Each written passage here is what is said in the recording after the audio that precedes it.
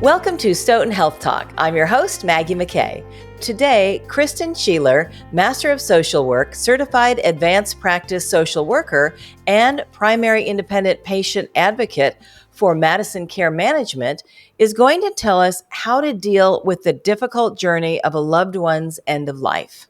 Thank you so much for joining us today, Kristen. Well, thanks for having me. It's a pleasure to be here.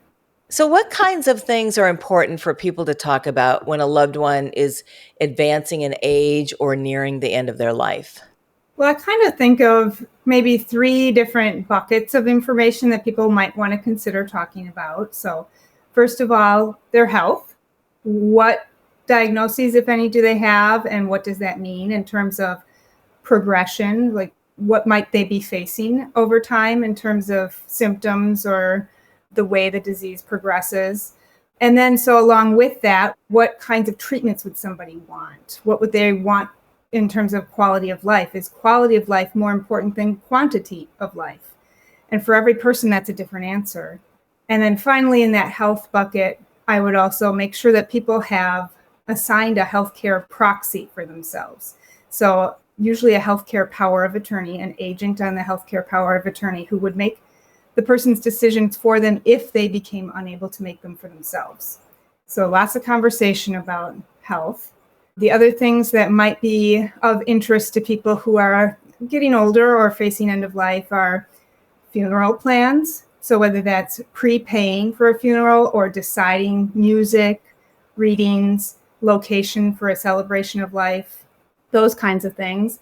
And then also just personal items.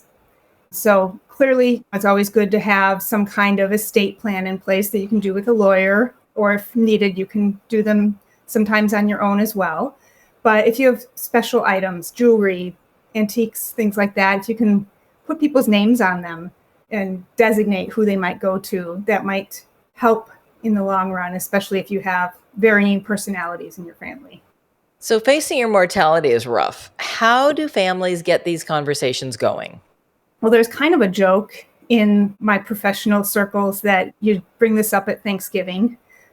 But I would say that might work for some families, but really planning a time to discuss all of this tough stuff so that you're setting the stage and the intention that that's what you're going to be talking about at this moment in time.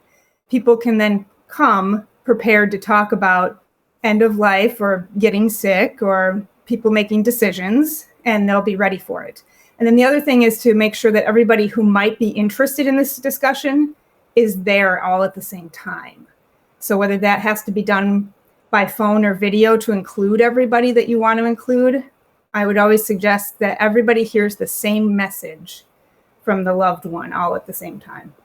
How do families cope with the uncertainty of knowing the exact medical situation their loved one might be faced with if medical decisions need to be made for them?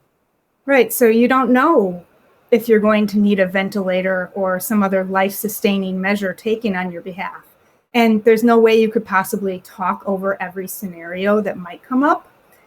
So that's why it's really important to know your values. What has always been important to you in your life? What's important to you now? And what do you think will be most important to you as you near the end of your life? And then make sure that your family knows all about that. Kristen, what are the 4 things that matter most? Let's narrow it down. Yes, there's a palliative care physician named Ira Byock who wrote a book about 10 years ago called The 4 Things That Matter Most. Actually, I think it's older than 10 years now. And he wrote it after reflecting on many conversations that he had with patients who were nearing end of their lives. And the 4 things that he came across over and over and over again boiled down to these 4 statements. Please forgive me. I forgive you. Thank you. And I love you.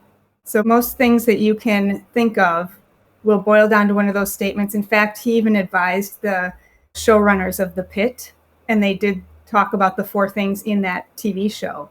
I knew I heard that somewhere, Kristen. Yep. Wow. Okay, say them one more time. I forgive you. Please forgive me. Thank you. And I love you. Have you seen people use those in your practice?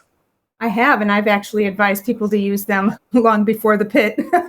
I worked in hospice at one time, and I found it very useful there. People can always find a way to apply it. And why might funeral planning before someone's death be important for some families? Well, as you probably know, when somebody dies, it's a really emotional, difficult time. It's hard to think. It's hard to make decisions, and there's about 1,000 decisions to be made. And it's a gift that you can give your family to pre-plan your funeral. It gives them some level of certainty when there's no certainty about life, when there's no clear path forward. It can give them one thing they can do to honor your wishes one more time. They can make sure that reading that you so cherished is read. The music that you loved gets to be heard one more time from that lens of, oh, mom or my sister or whomever really loved this song. And it could reduce some friction between family members if there's any disagreement about what to do. So I would advise writing down your wishes, including the readings and songs and the location, and then also the type of disposition for your body. So whether that's a burial or a cremation, write that down too. Or more specifically, even if it's a green burial, write that stuff down and make sure that all interested parties have access to the document so that they can see that the clear path forward to honoring your wishes. Right. Because the more kids you have, the more complicated it gets. The siblings, people can't agree and they're like, oh, no, mom said this. No, she said that. Anyway, anything else in closing that you'd like to add? Just in general, the conversation is so important. We need to make sure that we're always having an ongoing conversation, especially when someone's getting older or end of life is approaching. Sometimes you learn something new and it changes your perspective on things. So continuing to have the conversation is the most important thing to keep in mind when you're having any discussion about anything serious. Keep that conversation going. Absolutely.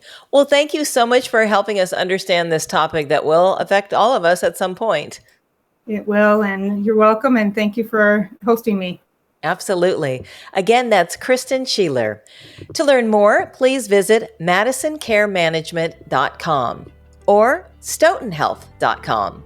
If you found this podcast helpful, please share it on your social channels and check out our entire podcast library for topics of interest to you.